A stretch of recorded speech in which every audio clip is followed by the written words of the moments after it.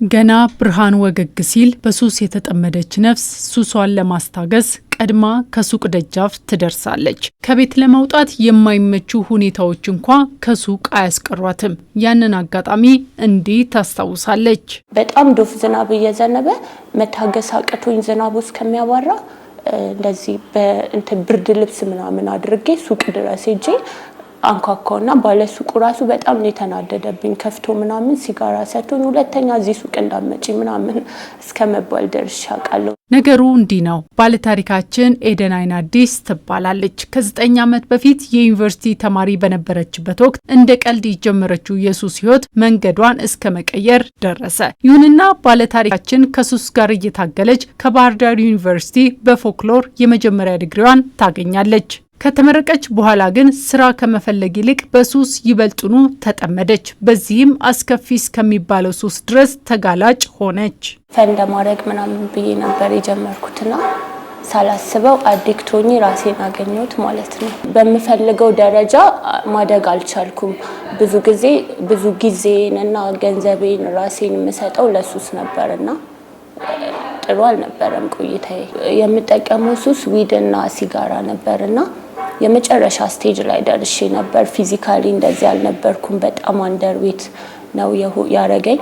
ከዛ ደግሞ በቃ ከሰዎች መራቅ፣ ብቻዬን ሆኜ ሱሱን ብቻ መጠቀም፣ ከዛ በኋላ ኦቨርዶዝ ማድረግ ብዙ ጊዜ የምሞት ይመስለኝ ነበርና ብቻዬን ነው ቤት ውስጥ የምሆነው። ከዛ በጣም ብዙ ዶዞችን ተጠቅሜ በየቀኑ ማደሬን አላምነውም። ልክ እንደ ኤደን በሱስ ህይወት ተጠምደው መውጫ የጠፋቸው ሰዎች በተለይም በአቅም ምክንያት የሱስ ማገገሚያ ማዕከል ውስጥ ገብተው መታከም ያልቻሉ ዜጎችን እየታደገ ነው። መቅረዝ የሱስ ማገገሚያ ማዕከል ከ2 ዓመት በፊት የተቋቋመው ማዕከሉ በክፍያ ከሚሰጠው የሕክምና አገልግሎት በተጨማሪ ለተወሰኑ ሰዎች ነፃ የሕክምና አገልግሎት ይሰጣል። 10 ፔሸንት ካለን 10ኛው ፔሸንት በነፃ ሕክምና ያገኛል ማለት ነው። ይህን ለመስራት የራሳችን ክራይቴሪያዎች አሉ።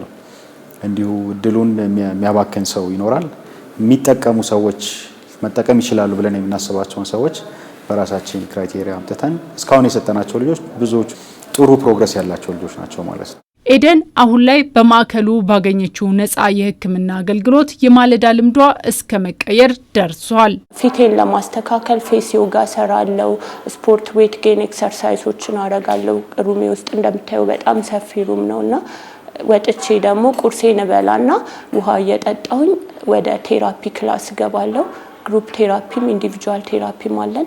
ከዛ ራሴን ምን እያስለመድኩት ነው ከዛኛው የማይሆን ህይወት ወደ አሪፉና ፎርማል ወደ ሆነው ወደ መፈልጋት ኤደንን እያለማመድኩት ነው። ልክ እንደ ኤደን ሁሉ በማዕከሉ ባገኘው ነፃ ሕክምና ከ15 ዓመት በላይ ከቆየበት ሱስ መላቀቁንና አዲስ ህይወት ለመጀመር ዝግጁ መሆኑን እዮብ ነግሮናል። ሱስ ነገር በጣም ከባድ ነው። ሁሉ ነገር እስከማጣት ድረስ ትደርሻለሽ። መጨረሻ ላይ ያው ተስፋ እስከመቁረጥ ድረስ እና ሱስ በጣም ከባድ ነው። እና እንደ ቆጣሽ በኋላ ነው የዛኔ መጥፎነቱን ሪላይዝ የምታደርጊ። ዶክተሮች አሉ፣ ነርሶች አሉ፣ ሳይካትሪስቶች አሉ። ትመገቢያለሽ፣ ስልጠና ኮርስ ትወስጃለሽ። በቃ የራስሽን ሆቢ አዲስ ሆቢ ሩቲን ማድረግ ትጀምሪያለሽ ማለት ነው። ንጹህ ከሱስ ንጹህ የሆነ ማለት ነው። ሁሉ ወደ ጭቅላትሽ ትመለሽ ያደርግሻል ማለት ነው። አበላልሽ ይስተካከላል፣ ሰውነትሽ ይመለሳል፣ ጭንቅላትሽም ይመለሳል ማለት ነው። ሳሙኤል ኦሲሶ ደግሞ በማዕከሉ ሕክምና አግኝቶ ከሱስ ህይወት ከመላቀቅ ባሻገር በማዕከሉ የስራ እድልም ተፈጥሮለታል። ይሄን ህይወት ማግኘት መቻል በጣም ቀላል አይደለም። ማገልገሉ ራሱ በጣም ቆንጆ ነው። ያው ሱስ ህይወት ብዙ ጊዜ ለማንኛውም ሰው ተገቢ አይደለም፣ አያገለግልም። ግን ይሄን ስራ መስራቴ ደግሞ እንደኔ አይነት ሰዎችን መርዳት በጣም ደስ የሚል ስራ ነው። ስለ ብዙ ነገር ማሰብ ትጀምሪያለሽ። ስለ ቀጣይ ህይወት ማሰብ ትጀምሪያለሽ። ስለ ቤተሰብ ማሰብ ትጀምሪያለሽ እና ጥሩ ህይወት መኖርን ማሰብ ትጀምሪያለሽ። ሱስ መታከም የሚችል ችግር እንደሆነ ባለመረዳት በርካቶች ከችግሩ ጋር እንዲቆዩ ይሆናሉ።